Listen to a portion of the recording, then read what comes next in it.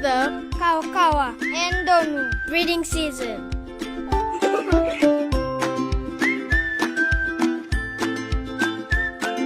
Send in your fish artwork and we will post it up on the 4FJ movement page.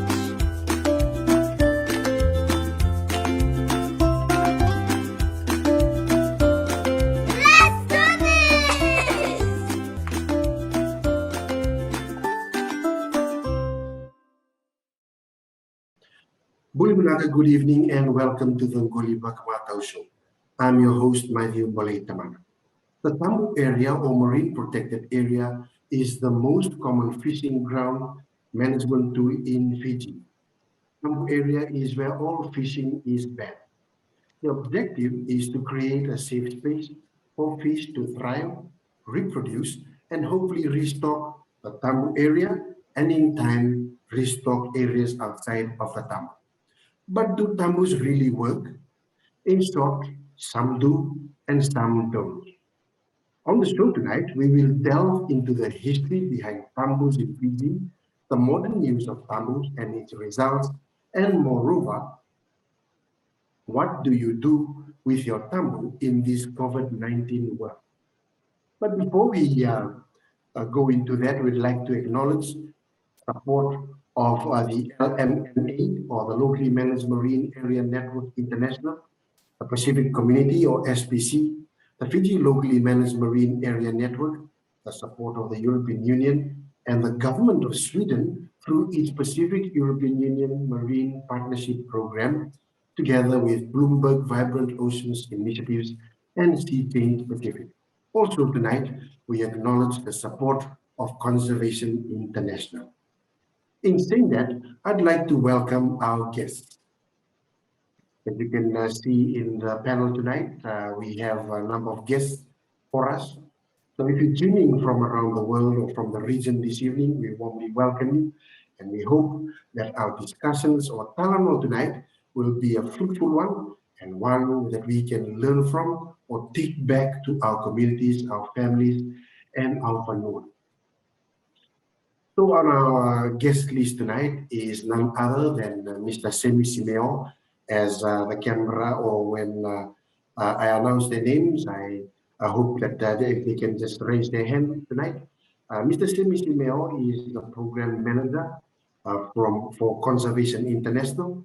He is a marine scientist by profession and has 20 years of experience or more in research and community work. So we're thankful that we can have someone like Mr. Meo's caliber in our discussions tonight.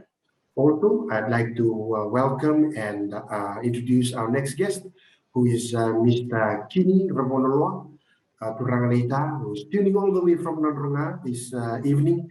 Mr. Vakamatau is a community rep for the Nadrunga Navasa province and is a Flema engagement officer in the province. So he has also extensive years of working in communities, and we warmly welcome you tonight to Ranganeta. Also joining us tonight is Mr. Lesiata Modevara, who's joining us all the way from Lukulon in the Ra coastline to Ramatai.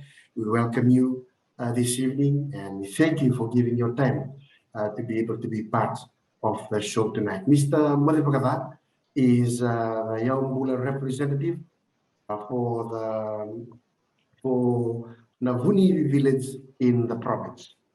And also joining us tonight all the way from the north of Fiji in number one, the village of Raviravi, is Ana Ramatai, who is a member of the Yavusa of Rairavi and president of the Social Maramitoki from Bua and the rep for the Bosnia Sano Ombua. Andiana is also a retired school teacher, having served for the last 30 years. So as we look at the panel that is before us tonight, they're so rich, and we look forward to the deliberations that we will have as we discuss the important issue or the important subject about tabu and the reality that we are living in today in the COVID world.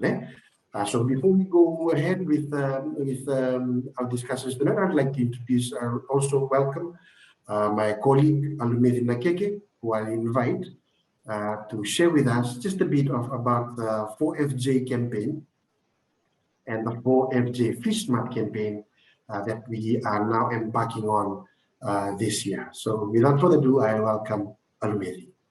The 4FJ campaign, as you know, started with the goal of reviving Kawendono. But we found out, like, when we were doing this campaign, there were questions and also people were asking us, what about the rest of the fish? Is it only for Kawendono and not the rest of the fish? So we found out with the overwhelming support from all Fijians and most Fijians, we have started this new campaign and expanded the work to promote a host of fish smart practices and rules that can help the rest of the fish thrive as well. So that is why we introduced this next campaign, or the next step we call 4FJ Fish Smart. So that is how 4FJ Fish Smart came into being. And also, so if you ask yourself, so what is Fish Smart? And there are things that we can do in order to fish smart. Or Fish Smart is for you to promote or to do fish smart practices or good practices when you go fishing. And also on following the rules that we have, that the government of Fiji has set aside for us to follow. So in the communities, how can we do fish smart? So in the communities, this is what we can do. We can stop harmful fishing practices like poison fishing or nighttime spear fishing, and also avoid taking undersized fish. We can also stop using small nets, small mesh sized, small sized nets or small mesh, sorry. Because if we use this little mesh sized nets, we won't leave any, we'll just leave little behind, little fish behind. I mean, not enough fish. The other one is to establish and also respect our community Tabu areas. I know a lot of us have Tabu areas. We're asking that in our communities, we're asking that you respect those community rules and also to promote these fish smart practices. And also if you're in urban areas, we are asking people to say no to undersized fish. I know there are people selling them, I mean fishermen and also middlemen who are selling fish, and we are promoting the sale of these undersized fish by buying them. So if you say no, you will not buy them. And if you don't buy them, the fishermen and also the middlemen will not sell it to you, or also fish them or bring them to the market. So these are things that we can help if you're in the communities or if you're in urban areas, to say no to undersized fish. And also in the communities, if you go fishing and you fish this and you fish this small size fish, please let them go. Just like how our elders used to do before. So if we do that, and also when you know it's breeding time for certain fish, let them breed. Like for Kawendono, now that we know the breeding when the breeding seasons are, like from June to September, as you know, there's a ban on these two fish. Please, if you have already pledged, pledge to say no and keep the pledge. Thank you. Dr. Alumedi, for just the introduction on the 4FJ Fish Smart. For those of you tuning in tonight, if you want to know more about the 4FJ Fish Smart campaign, you can log into our 4FJ movement page on Facebook, on social media, and learn more about what is happening around the 4FJ movement and the 4FJ Fish Smart campaign this time around. But we'll go right into the our topic of discussion today. And I'd like to rope in Mr. Mel first in the question that I want to ask next is, we've already discussed about the significance of tambus and how it can help communities, but there's maybe not a misconception, but there may be no really proper understanding of what tambus are all about. So maybe if you can just start tonight's discussions around the message of or the question of what is, we all understand what tambu is in the Toke lingo. I've already talked about marine protected areas, but if you can just, from research, a scientific background, talk to us about what does this word tambu or marine protected area mean? What does it really mean? If you can go back to its origins, we wanted to talk about how it started. Maybe if you can just share or shed some light to our audience that is listening tonight. Mr. Mel. Yeah, Mr. Bolitamana. And yeah, I'm also privileged to be, part of the show tonight, particularly in addressing this, this way of life. I think we are treating it at this point in time as a way of life. Tambu, it's it's a culture.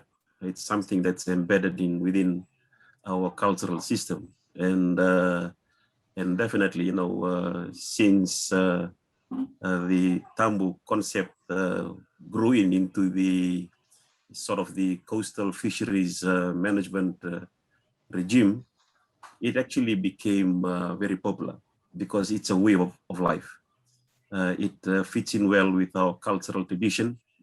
I think to any of our indigenous features that's out there, we might hear from the members of the panel tonight that, in fact, the tambu hinges around the concept of kinship, of, communal living, where we kind of see each other. I remember that when I was a small folk back in the village,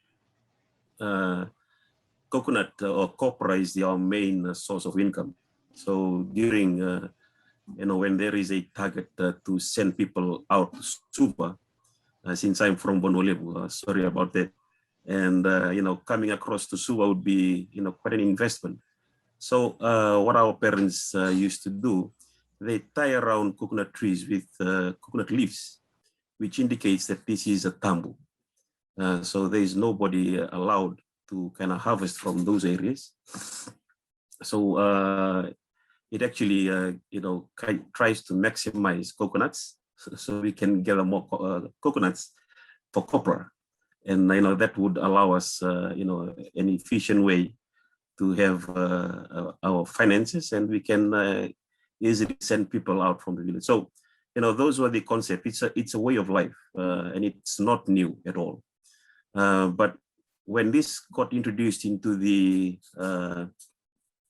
coastal fisheries management system, it was actually a phenomenal uptick throughout the country. I remember that this initiative began back in mid 1990s, around 1997. This concept was actually tested out in Verata, Vanua.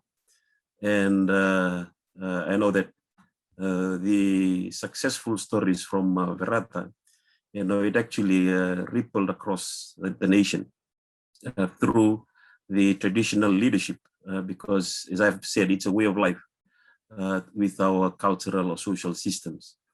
And, the successes from Verata, I think that time they were targeting to protect the mud-flapped clams. So, within a short period of time, they saw, they kind of figured out a massive increment, significant increase of the abundance of clams. So, it was actually based from that success that, other communities around the country, thought to try it out. And, I think that was how the Fiji LMMA went like a disease, just like COVID, spreading around the country. I know that I'm speaking from experience, because I was also part of the Fiji LMMA around that period. So it was a good indication of community support, because it's a way of life, and it fits well with their belief that, if you forbid you from harvesting anything, you'll surely get abundance. You'll allow the fish to have babies. They'll grow bigger and they'll give more babies. So I think that was the concept behind all of those tambus that existed around that. But as I would like to emphasize, that those were actually spearheaded by the traditional governance system. The government, though, recognized it. This is interesting because of the dual management system that we have here in Fiji, with the user rights belong to the traditional owners, and the government has ownership right to the coastal fishing ground. So I think, with a good coordination amongst the traditional governance and likewise with government, this issue, is well supported, and we've seen it, grow, and it has proliferated all around the country in Fiji, and not only in Fiji. I think over the region, with the successes from Berata back in 1997, this message is actually, it has transformed the coastal fisheries sector across the region, and probably in some of the Asian countries as well, in terms of promoting LMMA or community-based management.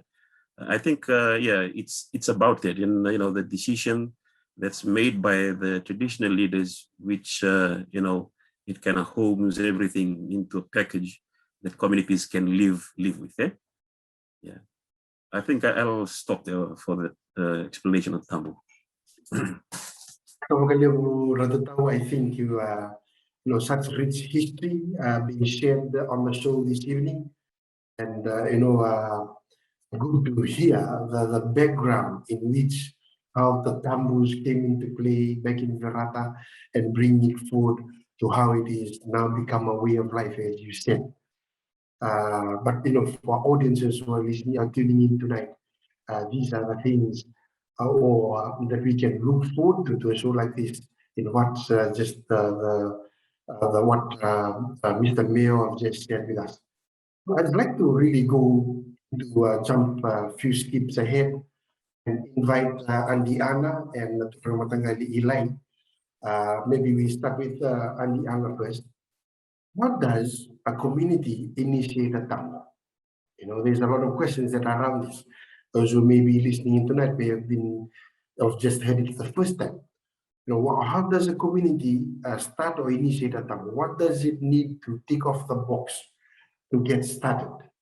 I know that in Bua, in Raviravi, a lot of this has been happening. If you could share with us tonight around the questions that I've asked, what's been happening in your community? Thank you, Vinaka.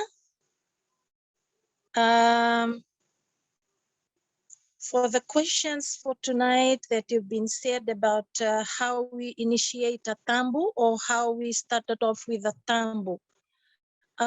With us as I'm representing the Raviravi Ngolingoli or Ngolingoli Raviravi, this is in Nambowalu, and with Nambowalu, it belongs to the Tikina in Vuya, district of Vuya. We have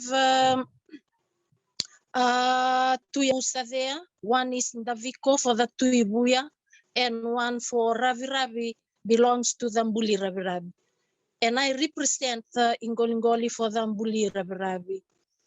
How we initiate this tambu, it was, as Mr. Mayor have already mentioned, that it is a way of life. It's also a culture, and it's also being initiated or being done traditionally through leadership.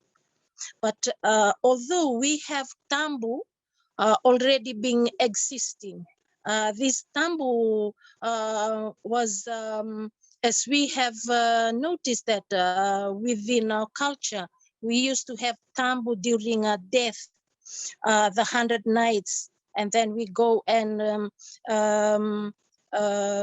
fish in that tambu area. But with this tambu that was originated or was firstly done at Verata, where we have to keep a particular place where we can have these fish and other marine lives to be kept. It was through the workshop and through the awareness done by the WCS. With all the community Ingolingoli or the Yaumbula committee from each, from our district attending this, being done through the Yasana. And from there, with the help of assistance of the WCS, we went through to the vanua. And from the vanua, we sat with the vanua, with all the traditional leaders, with the Yavusa, and from there, the WCS also made awareness. They ran awareness in the Mbosvanua with the Turanga sitting there and all the chiefs or the leaders from each Yavusa. So from each Matangali, I'm sorry. From there, they enlightened us, or they told us what has been happening in other parts of Fiji through this tambu. So that is how it was initiated, or that was how we took off here in Nambowalu. So there was a set of group, like I was one of them. We saw the map and we went out to see the place. We went to see the place, which include mangroves, corals, where there are seagrass, all those places. And from there, we could choose which place was good, or it was healthy, or it was rich to be protected, or to have the tambu to be our marine protected area. I think that was how we started off with this tambu in the Yavusa Raviravi. So from what we're hearing from Ramatai from the north, that it was a collective agreement within the vanua, the leaders. They also had WCS come in and carry out a number of trainings with the community, and that's how they came to the decision to do the TAM. I'd like to jump to Ranga Matagali, Lai, who's tuning all the way from Nukuloa today. In his village in Namunivi, across the bay, the Naviti Level Bay, a lot of fish too in that area. So we'd like to hear, what he has to say in with respect to, was it something different from how Andy Anna has explained us?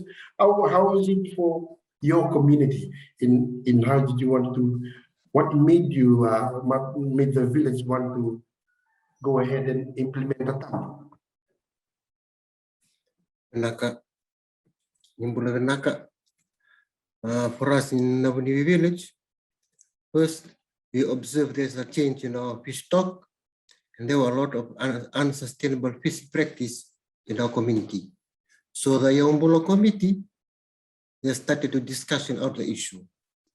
Then we started our consultation in our community.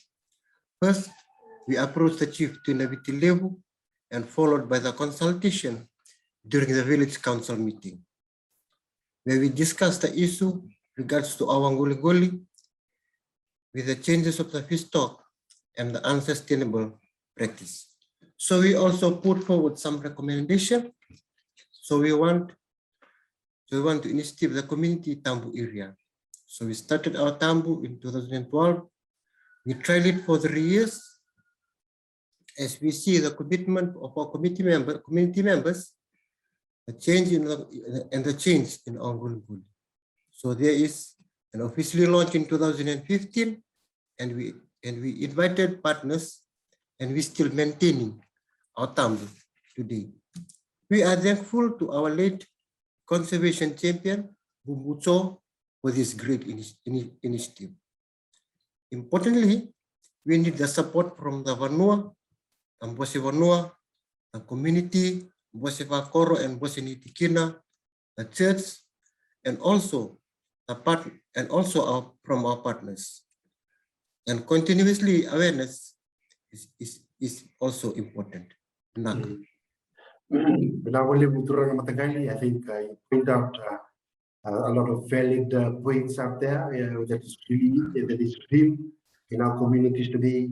You pointed out unsustainable fishing practices, which is the cause of a lot of fish stocks declining in areas that we live in. I thank him for also unveiling a lot of challenges that the community has come together and identified together that there is a lack in the Ngoli, or there is a lack in the resources that they own because of these practices. He ropes in that I like the way you rope in the support of the vanua to enable the village to roll out the tambu in where you live. So, as I think it's starting to take shape, what Mr. Mayor shared, what Andy Ana, roped in from there, and also what Ramatai line shared with us just now. I'd like to bring in Turanganita Kini. Many of us who may be tuning in tonight may be wondering, so how long can I keep a thumb? Should it only be 400 nights, as Andy Ana said, or should it, Ratu Tagali also talked about 2015 till now as our longevity, a lot of longevity in that time.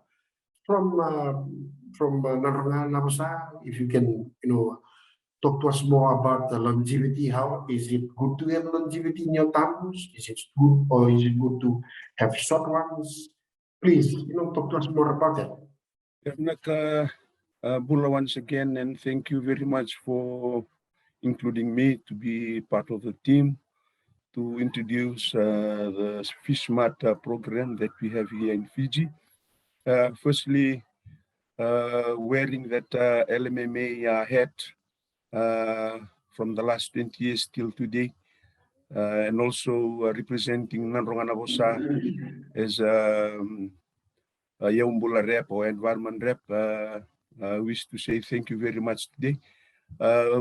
Just to elaborate on the Tambu with LMMA, with Flemma, they have a concept called the CBAM approach. So it's a bottom-up approach. So this is that approach was implemented, did work well with the district of Qoli in Nanronganabosa, where the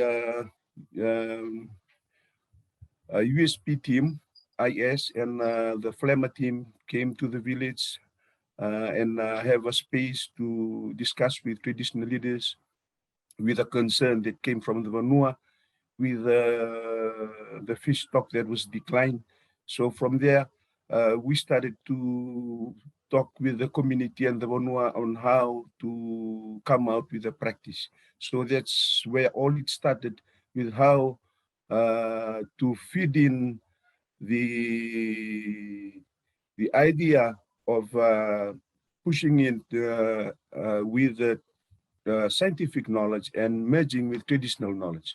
So that was a way that we worked with the community here in Nanronganabosa.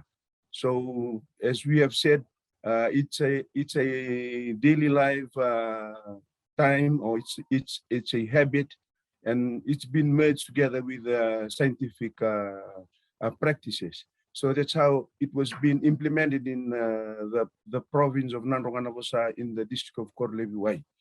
And with to answer on Tabu,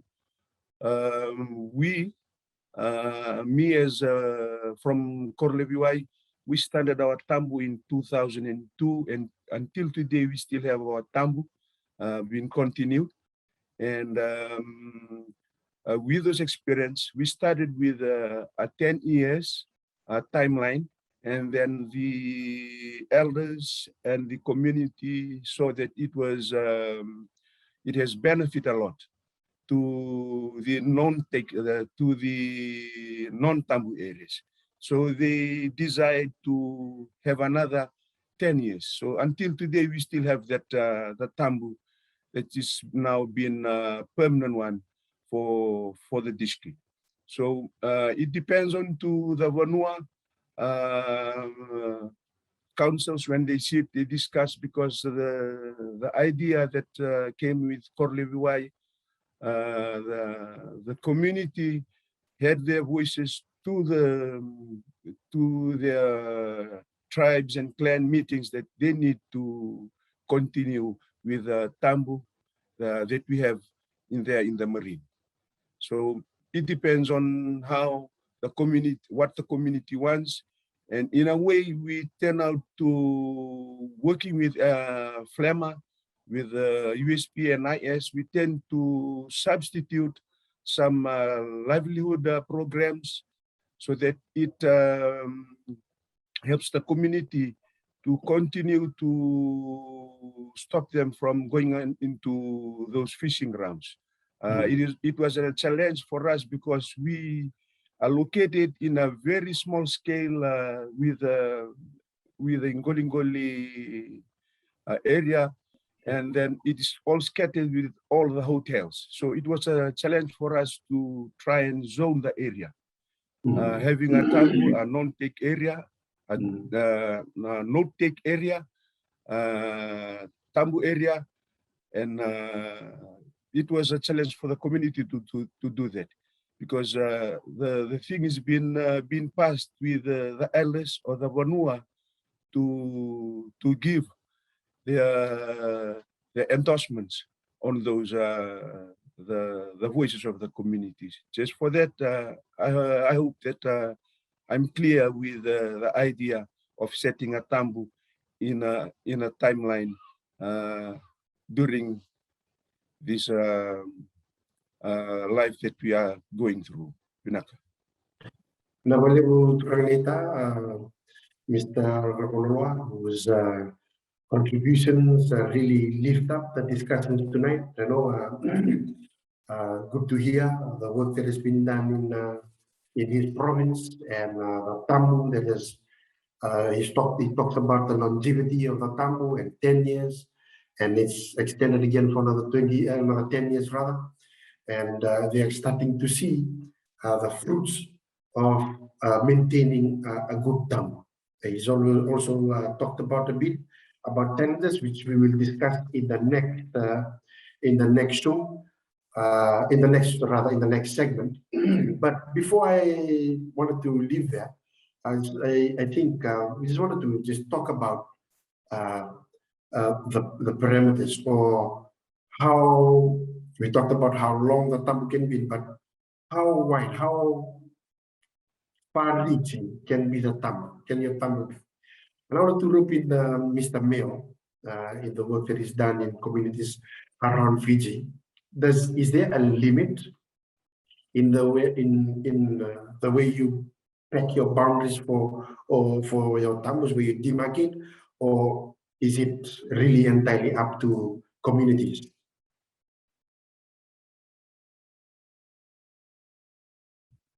Yeah, thank you, Mr. Mbolithamana. Just in terms of the duration of the Tabu area, or the longevity, scientifically, there has been numerous publications about the effectiveness of Tabu areas, putting in a factor of time and also, considering the space or the area to be covered. So those are critical elements in deciding, the effectiveness of the Tabu, the space, the area that's to be covered, and likewise the duration or the time scale. And for scientists that on major literature that have been covered on effectiveness of MPA, there is also a factor in terms of the connectivity of the habitats within the areas being designated. So, say for example, if your MPA or if your Tabu area covers only the seagrass beds, then you'll see an effectiveness of seagrass species, fish species, the flora and fauna.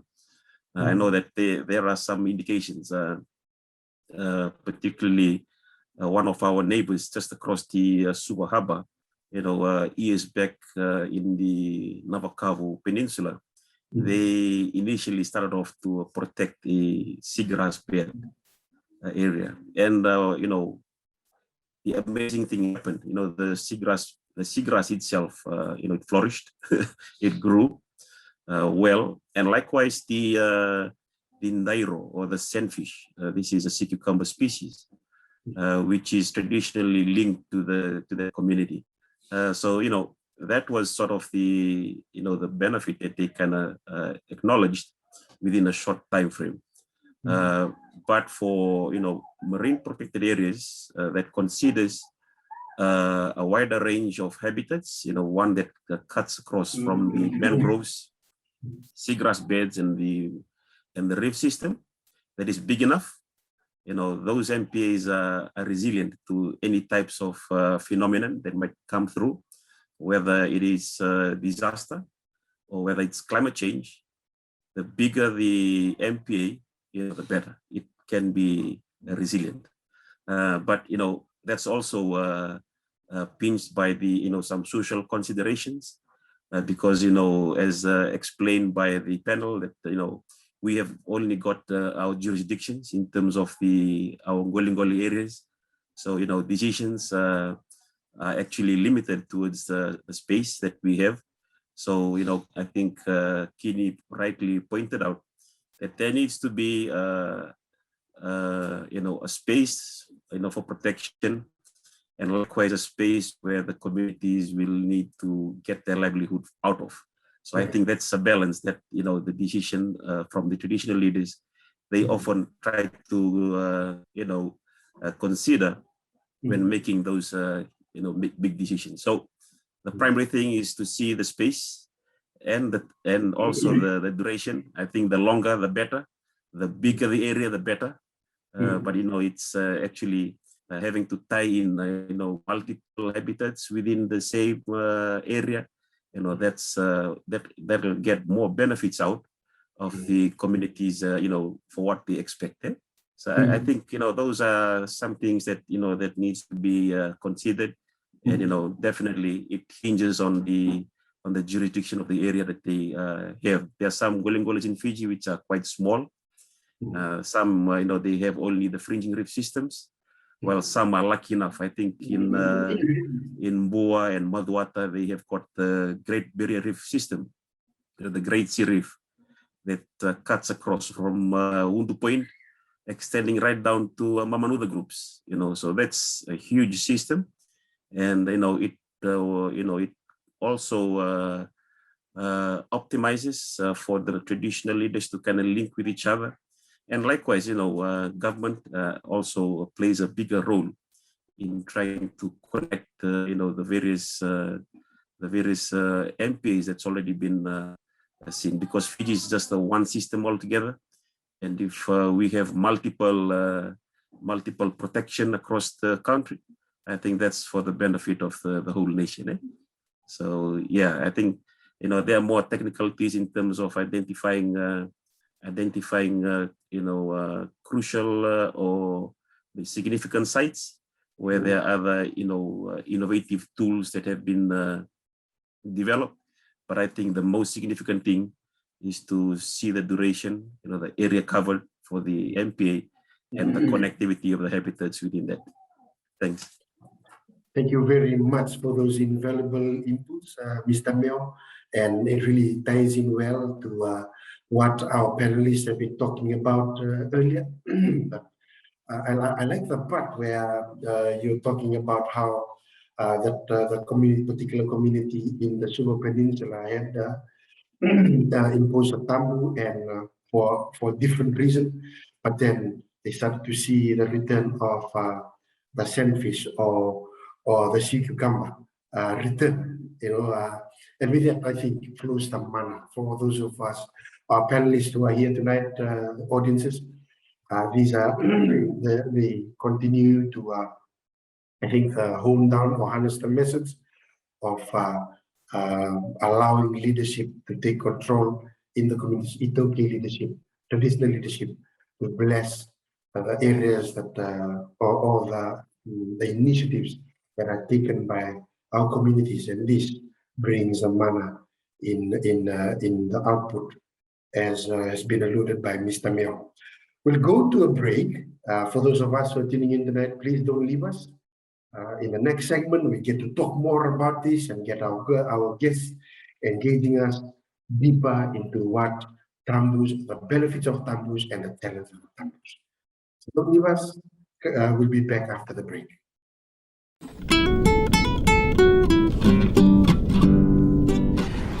My name's Jonathan Smith. I grew up in Lautoka, born in Suva, lived around all over the place, but grew up in Lautoka, went to Dras Avenue School and Natambua High School. From there I was straight out to sea, did my cadetship on big container ships and bulk carriers, and ended up becoming third officer, second officer, and chief officer, and captain for now here in Fiji. So I grew up, spearfishing, fishing, diving. I've been diving now for about, 20 years or something. So before that, above the ocean, you never realize what's underneath until you start diving. So yeah, it was kind of interesting. That's what got me really hooked, was the underwater world. I won't lie, I love kawakawa and doru. I love it. And that's one of the best fish. I like it better than senka and ongo and all the other fish. No one's going to disagree with me. But the thing is, if we want to keep on eating it, if we want our kids to keep on, to try it, then we've got to be sustainable. We've got to be able to be smart about it. The government's got to come in with tough laws. They've got to include the ngoli owners, the villagers, the people, the fishermen, educate the people that buy fish, the middlemen, all of these. It's a big job. It's not easy. You can't stop people from fishing. A lot of people like to fish. A lot of people like to eat fish. It's healthy, it's there. But the magic word is sustainable fishing. To be able to sustain the stocks. Like in Palau, with the fines and the enforcements that's there, you wouldn't even dream, of even dropping a line in the water you even frightened that the kawakawa might bite it. In the Palau they've got their stuff sorted. They still eat fish, they still eat kawakawa and dono. They can still catch it, but outside of the season. I'd like to think of myself as an environmentalist, not a tree hugger kind of a thing, but at least, be sensible about the environment, whether it be in the ocean or on the land, or whether it's rubbish or overfishing and things like that. I like to spread the word.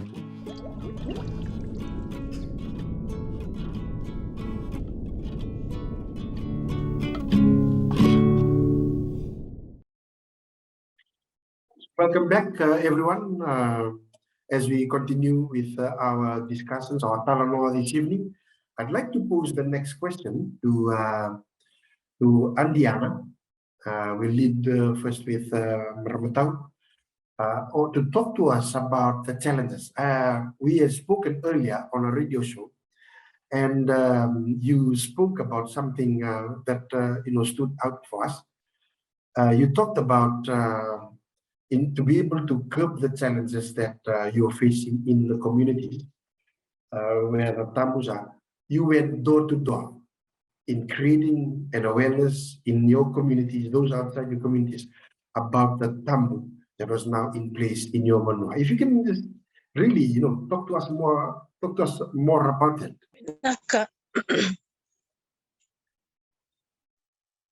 Some of the challenges that we faced here in the vanua of Raviravi for keeping our Tabu areas.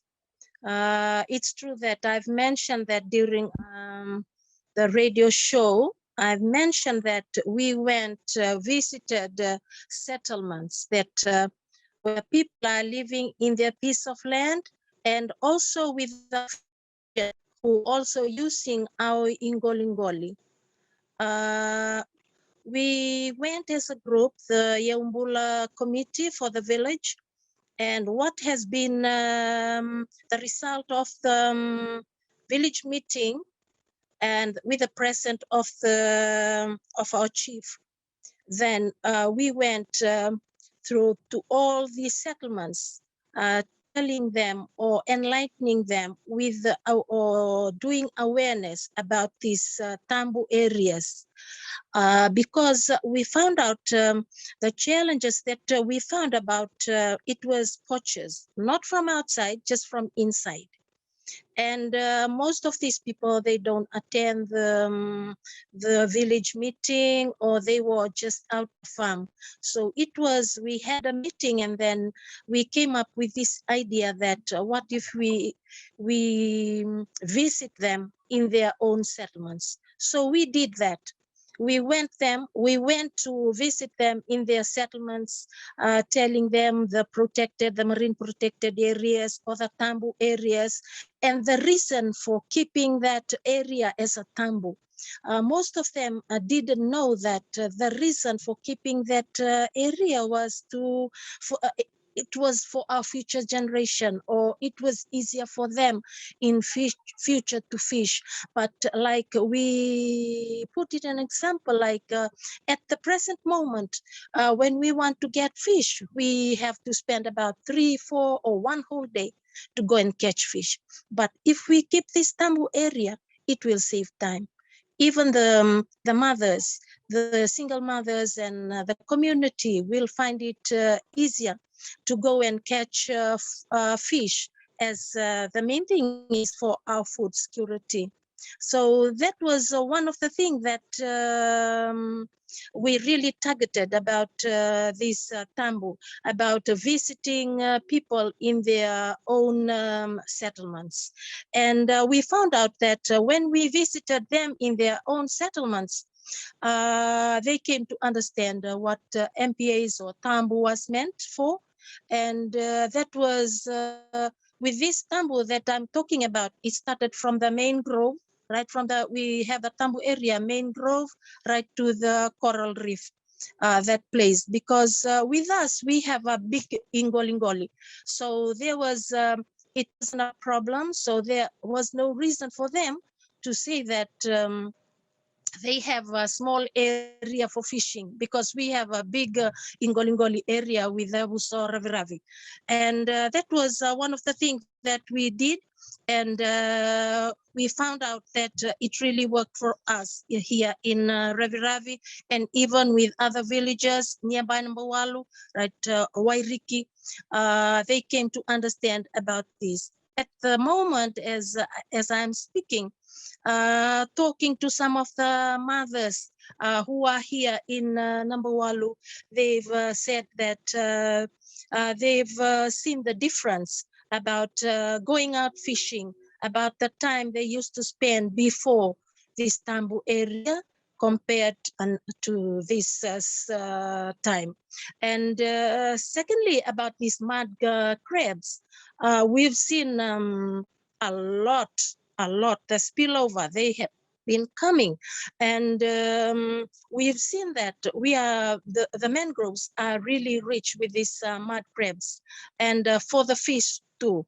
And I think another challenge is, although we've been telling them, sharing with them, And there are still some. There are still some because they know that it's just a tambu. It's just Tabu Areas. It doesn't. It's not been gazetted, or the government doesn't come in. And the thing is, we always tell them we have to have the passion. We have to think about our children who will be coming after us. What will they say if we leave nothing for them? So we have to, although this is the 5th year, we have been practicing this about this tambu. It started in 2016, and we've seen how rich this marine protected area is. Pinaka. Thank you so much for that, Aditau. Good to hear about the positive flow of tambus in Raviravi. I'm sure when the borders open someday soon, we should come and visit you and see how the stocks are doing, and maybe taste some of your crabs, the mud crabs that you're talking about. But you know. Something that really struck me in what you're talking about is the way, though, first, your outreach to the communities. Secondly, how these people that you are reaching out to are starting to see the changes in the way they are starting to see fish with a spillover coming to outside the Tabu areas, and they're experiencing it. And you touched about a bit on having to go further and catching less. And I wanted to throw this to Turang Matangani in Nabunivi, in Ra. Is this something that has been real too in your community, where you talked about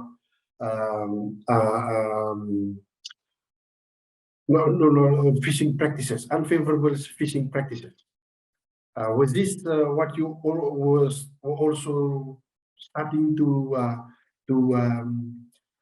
see happen in your community? People going out further and catching less because the fish in your surroundings has started to decline. Is that so for your community as well? For us in Nabunivi village, some of the challenges we face is our community members are still fishing the tambu area. And that for some, the tambu is new for them. And they still poach in the area. And after the official launch, we saw the change of the mindset of our community members. They were also poachers from other neighboring districts. We also face natural disasters. Example, TC windstorm that also destroyed a part of our tambu area and the mangrove as well.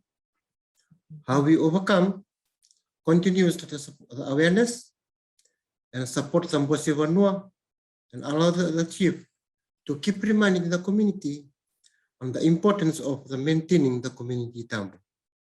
We also have fish warden in our community. The Turangani Koro is also the front line that maintain the tambu. And we also link with partner and stakeholders. The building relationship, they play the important role in maintaining our tambu. We have communities that report the presence of poachers in our tambu areas. Our partners are also played the important roles in the term of awareness, capacity building, and monitoring our tambu.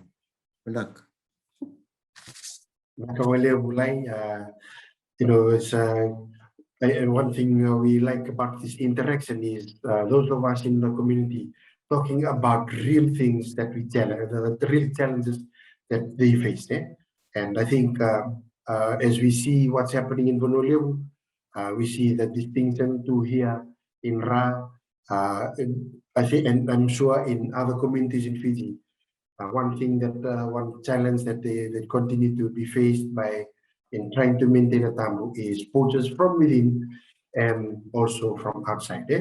But thank you very much for what you've shared today. I'd like to throw it to Turanganita Kini maybe from my interaction earlier, in if you can go back to before the Tambu was agreed upon in your Tikina and your village in Nanronga, was it because you talked about how fish stock started to decline?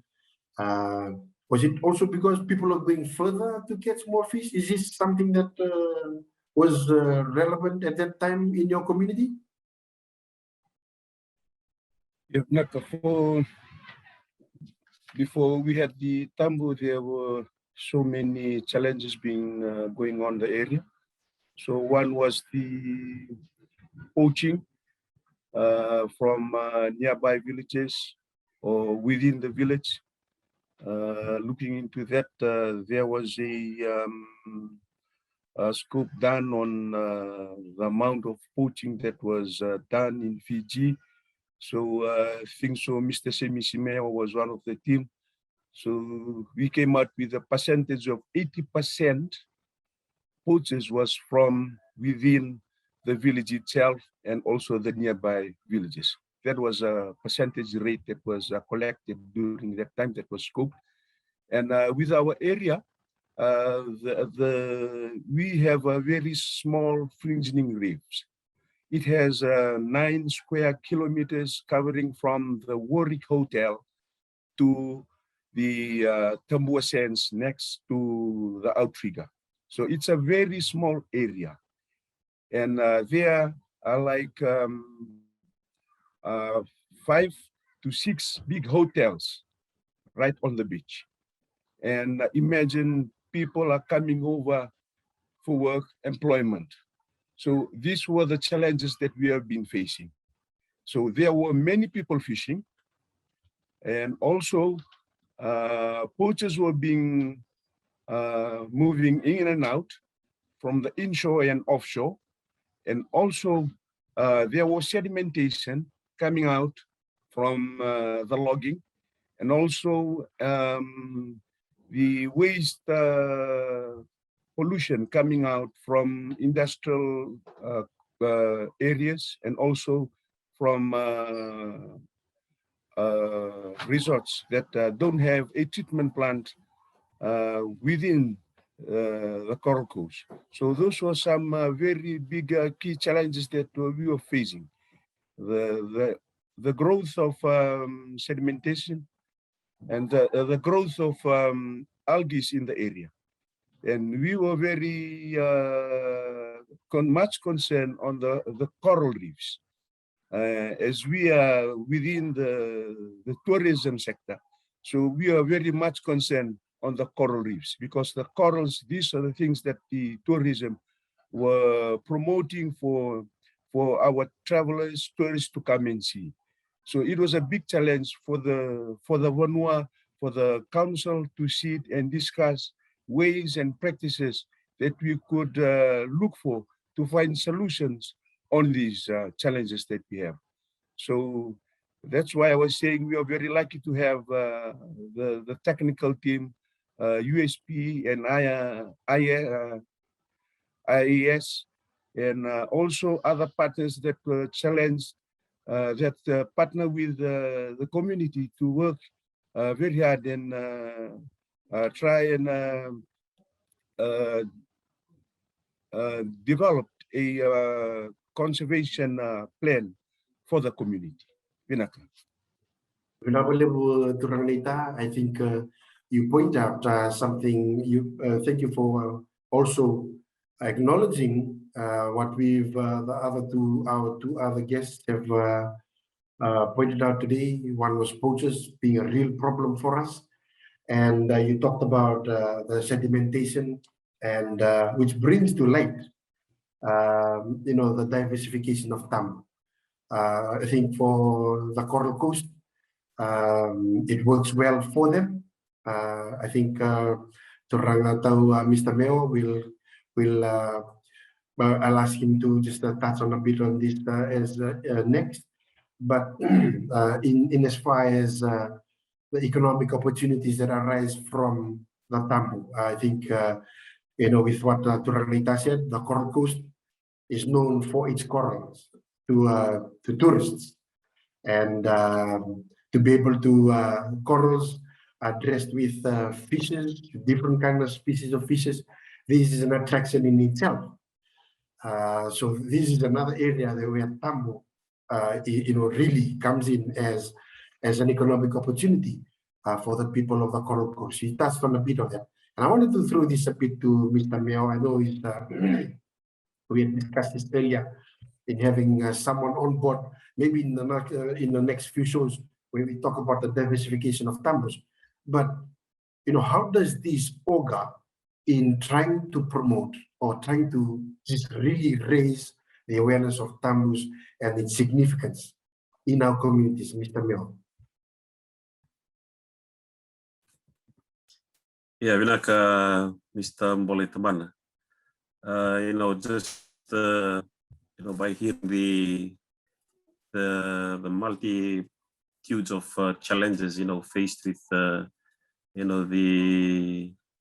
first of all the designation of Tabu Areas, and the challenges that it has been encompassing over these past years of implementation, and they are quite real, and it's also something that so the challenges when I actually see the challenges over the Tabu Areas, it's one that's revolving around three main aspects.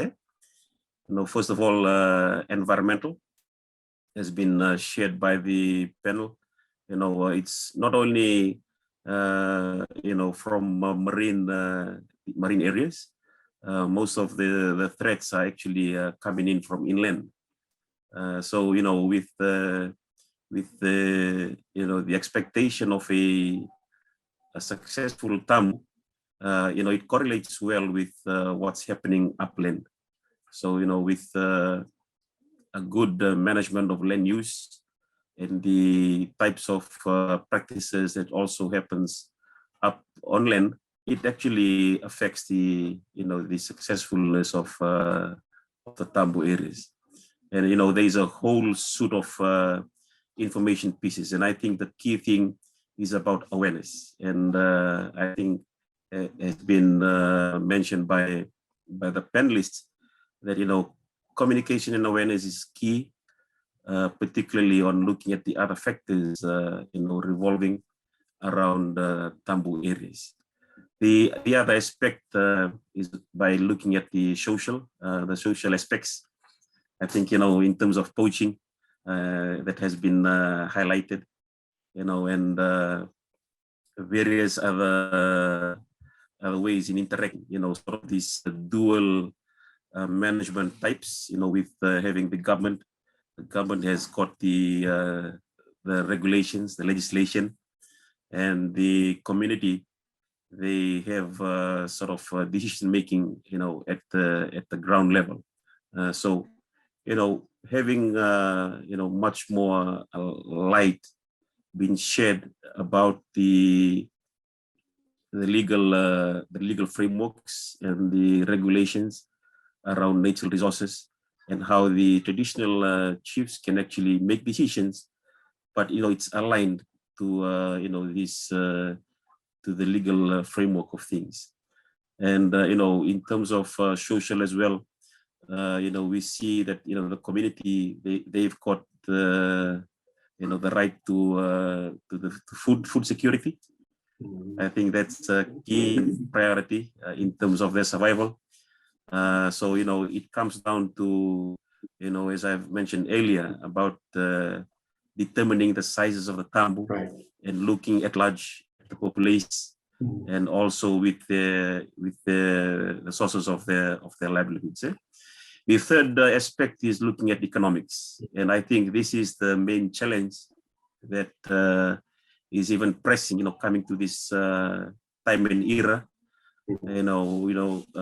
with the emphasis on protection. I think there's also a need to look into how we can balance between conservation or protection and also with production. think, most of the communities have been struggling around getting that balance. And, this has led to, other challenges like poaching from internally within the communities. And also, these are also coming from externally, even those are not from Fiji. CI has been working in Laos, in the Laos province of Fiji, Conservation International, where I'm working. There are even, challenges that's coming from, from external fishermen, who are called, blue boats in certain areas. But these are the real challenges that come out from these aspects, particularly the economic drive. So looking at the three, in terms of environmental, the social aspects, and the economic aspects, overall, these three, they need to be very well thought about in terms of looking into protected areas, in terms of trying to see the successfulness of how it, it turns out. And I think, as raised by Kini, one of the core things is, partnership. Whether it's a partnership with a poacher, which is possible, or some partnership with the private sector, as in Coral Coast, with hoteliers around the vicinity. The communities have developed, some sort of working arrangement with those private sectors. So I think partnership is key, not only amongst community, but partnership with the government, partnership with the private sector, and partnership of other interested folks that have solutions to our challenges. And I think as we look broader into that sense, it kind of gives some light into how we can tackle the real challenges that we are facing at the moment. I've been listening to one of the things that you raised there about we seem to be moving far, and we are catching less. But yeah, I would just want to kind of put it out there that, can we catch less and earn more? I think that's something that it's possible, and that's possible through partnerships. I think we need to look not only from within the Tambu perspective. We also see, in terms of looking at production, and we see how we can earn more, by catching less fish. Thank you so much, Radha, for sharing those insights with us. I think, poachers who are tuning in tonight, this is an opportune time where we can learn and share the invaluable insights our guests, our panelists have been sharing with us tonight. That'll bring us to the end of the second segment. We'll go to a little break, and then we'll come back with the third segment to wrap the show up. Stay with us.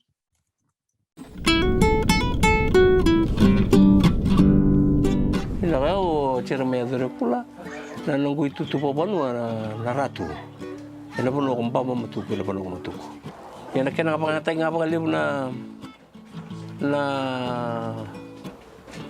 na yaumbula sena vi kai rau mai wetu isa le utora kana ngataki.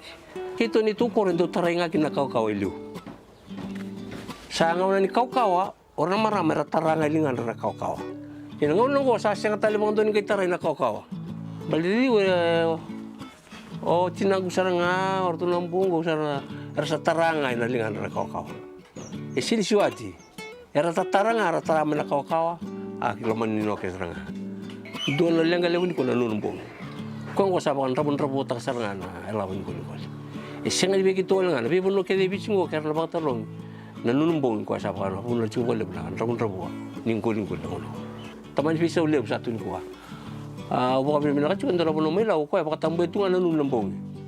Santo na pono sautu may fulang to boleh juga matanggali ke baka around gitu na rawata.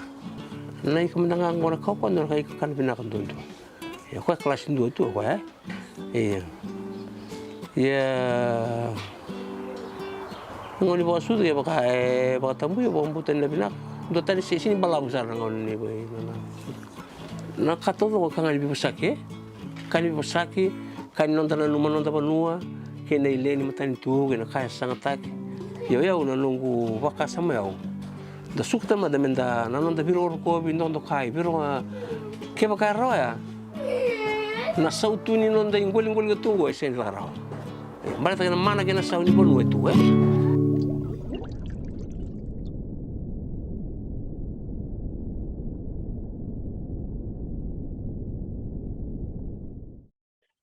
Welcome back, people, to the third segment of our show tonight. I'm sure we're enjoying the interaction that we're having with our panelists tonight. And, now as we're coming to the third segment, what we really wanted to build upon was the challenges that we now face. There is the inundation of COVID-19 that is really, striking a big blow on our nation now. We see numbers continue to build, and deaths, and the real challenge is now in our communities.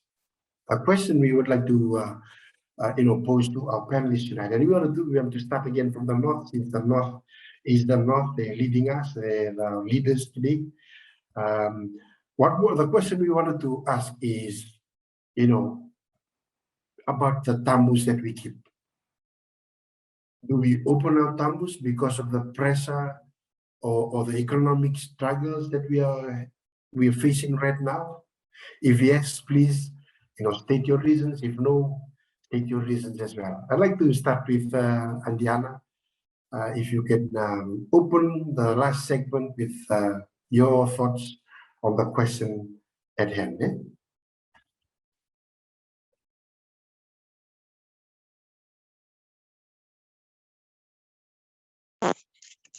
Vinaka,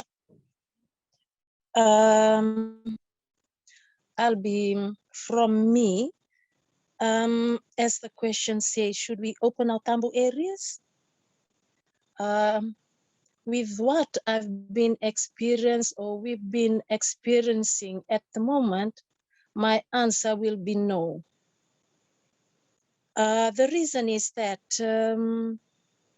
I said no because one, the space or the location where our Tambu area is just between Nambawalu and where I stay in Raviravi. It's easy for us to watch over this Tambu area, and from the village to where we live, we've seen how healthy it is. If we are going to open it,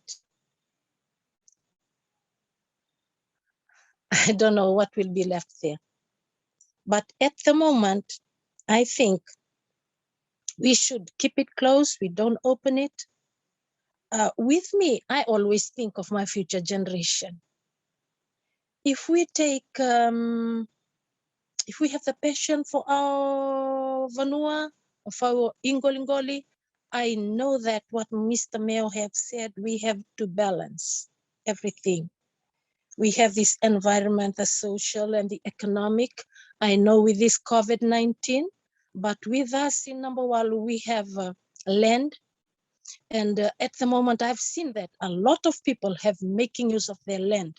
They have been planting, not like before, as I've been witness at the moment. So at the moment, with me, I think with our Ingoli here in the Yavusa of Raviravi, my answer is no. I think we shouldn't open it up because at the moment we are benefiting from it.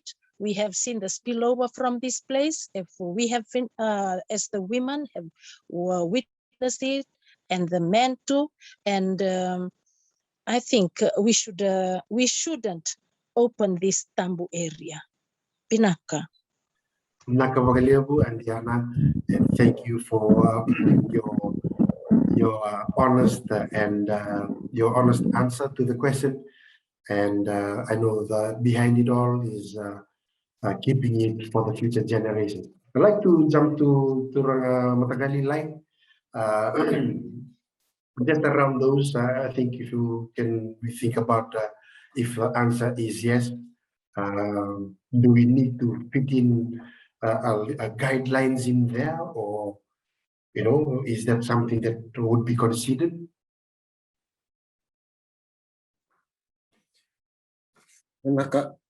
For us in Nabunivi village, currently we will not open our Tambu area, as we have other sources like farming, angona, coconut, that we can still take to the market to support our families. Since there's a lot of community members returning to the village because of COVID has affected their work, our Yavumbula committee are now discussing our way forward where we will reduce our Tambu area. But we will see how this COVID-19 situation goes. But for our permanent Tambu, we will not open it because that's our conservation fish park.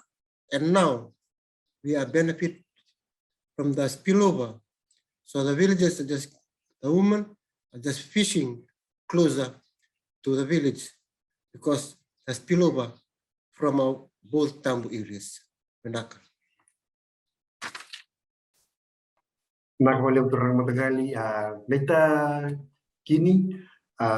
There's a lot of challenge in the Coral Coast with now COVID really affecting the tourism industry, one of our big money earners in the economy, having to contend with hotel closures. Is this something that has been considered in the vanua, or in the work that you do? Is it, what are you hearing on the ground in terms of keeping tabus and using our resources for survival? For us in the Coral Coast, also for Yavusa, with these COVID restrictions that we have, touching on to tambu, for the tambus that we have here in the Coral Coast, firstly, what we did, we came out building big boards with vanua bands that's in line with fisheries restrictions and legislation on about fishing. And it's all been presented on these big billboards within the villages in the Coral Coast, coming across to these Tabu areas or the restricted areas on the marine. We do have big billboards. So instead of the community talking more on the opening of tambus, the billboards are there, mapping all the areas which is tambu and the non-tambu areas. So it's there on the billboard. An example, if you come down to Maui Bay Resort, if you come to the public area, you have a big billboard there that was being built up by the Environment Committee or the Yavumbula Committee for the district. And also, with the answer to the tambu, still we have closed our tambus within the Coral Coast, and also for the Mamanuda, they still have closest to their tambu, and also within the Coral Coast that joins up to Nandi, they still have tambus. Something that's been seen on the villages, people are using the land now, they are planting, and also thanks to the government giving some benefits from the FNPF that's making the community that used to work and now have something to work on, and also have a space for them to rest, and also touching onto the land a little bit for the non-tambu areas for them, given areas for them to go and fish. So for us, we are coping well with it because we have those zone areas that we have, and people are still following those vanua rules, but still they are poaching, but the vanua is still on the strengthening of Tambu within the community.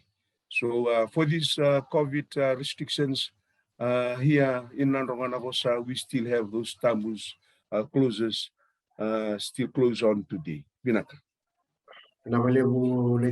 Thank you for sharing with us what's happening in the Coral Coast, and you know how there is a strong stand to maintain, to keep the tambus that was agreed upon many years ago. It's good to see that those in our communities continue to herald this. I think it ties into what both Lai and Ana have been talking about. In essence, we are thinking of the future, our children, and that they may also enjoy what we enjoy today. I just want to throw it to Mehdi today also tonight, if she can just share with us, you know, her work in communities. She's also doing work in her village in Natewa, in Raviravi, to share with us some of what her thoughts around the subject that's been discussed tonight. Firstly, for us at Sea Change, we believe that, you know, it's not about the fish, but it's about people and their livelihoods. So all that we're doing now is for the people. And also, when we're doing fisheries management, it's not that we're trying to stop fishermen from catching fish, but we're doing this so that they can catch bigger and also catch good fish and have better catches as well. We know that fishermen and fishers in Fiji are having a hard time catching enough to meet their needs. So it's time that we fish smarter. And that is why we have this 4FJ Fish Smart campaign.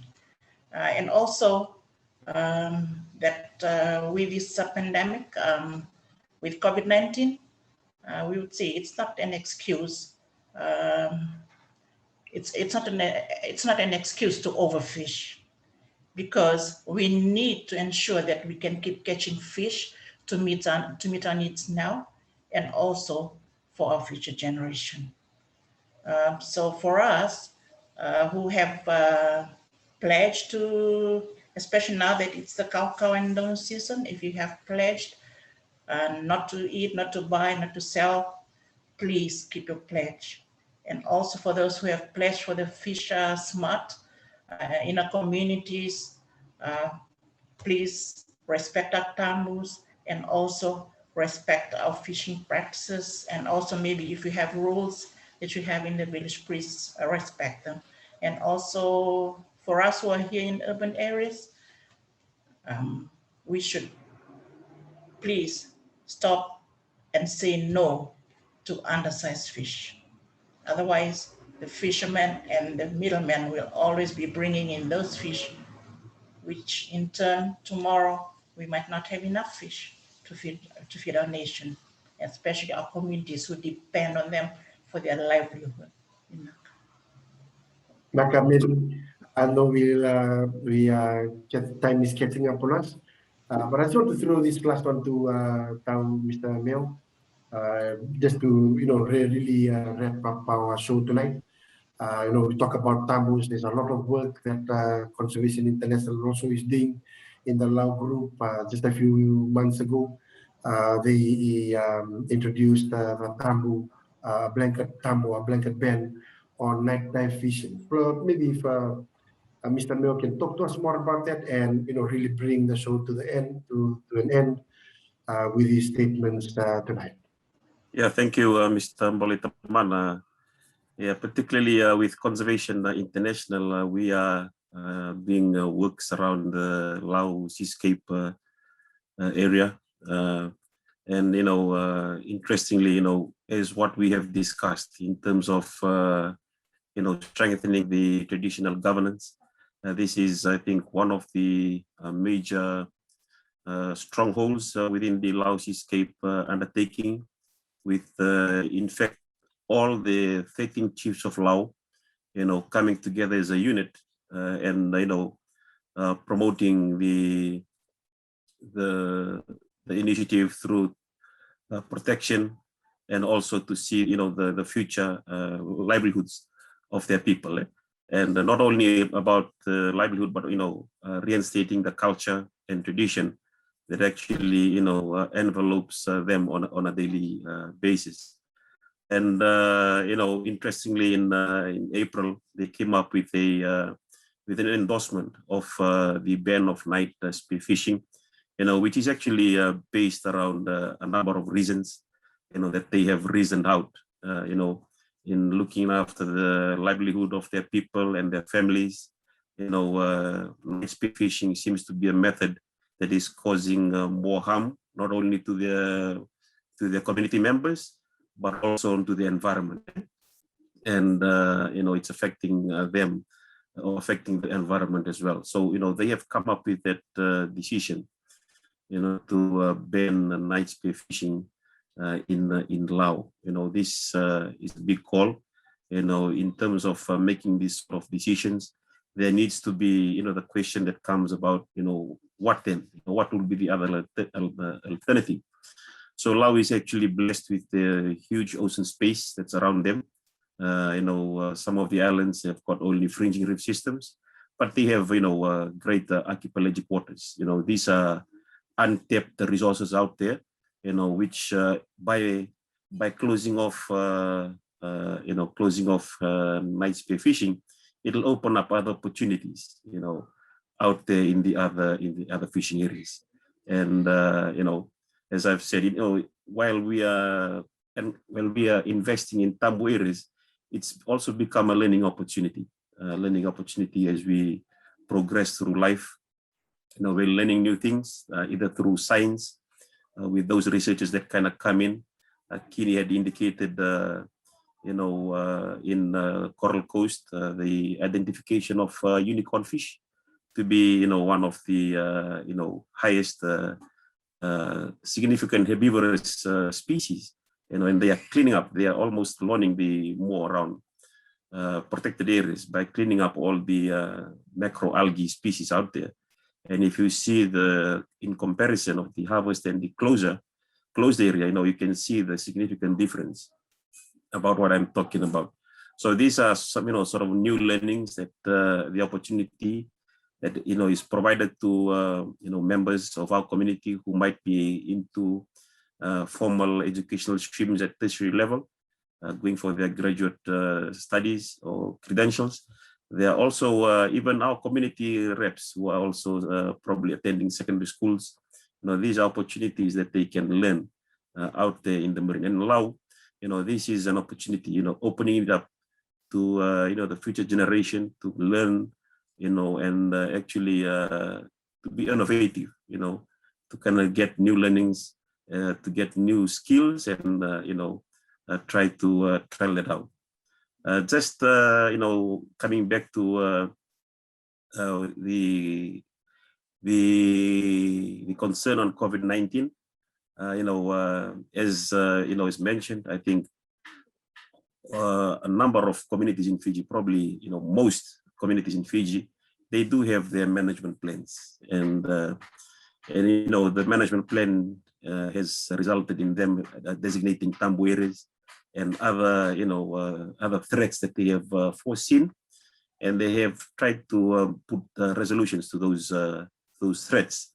And with COVID-19 coming in, it's a matter of trying to revisit the management plans and to actually see how they can fit in COVID-19's impact, whether it's environmental concern or whether it's economic concern. And I like the way that the people from Nabunivi have actually structured, by having a permanent closure and also having sort of open closed.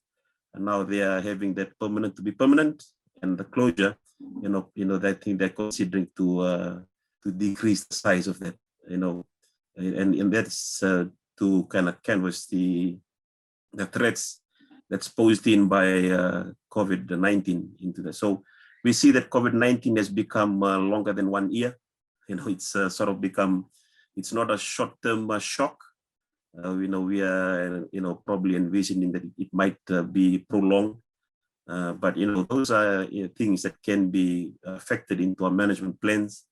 There has been tambus that have been open, but, a control opening is better than a non-control opening.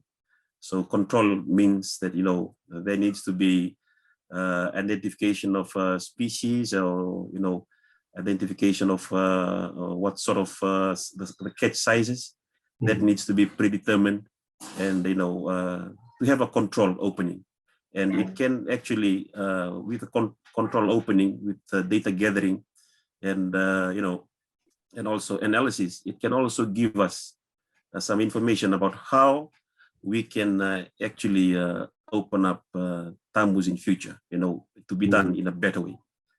So, it's a matter of, having good judgment about, the social scenarios and the economic demands, and look at your environment as a resource. In the marine, it's not only the marine area, but there's also your resource inland, as mentioned by Lai. And thanks for looking at those resources as ways to, complement livelihoods within communities. Thank you. Mr. Bill, I think, really encapsulates our discussion tonight with what he shared.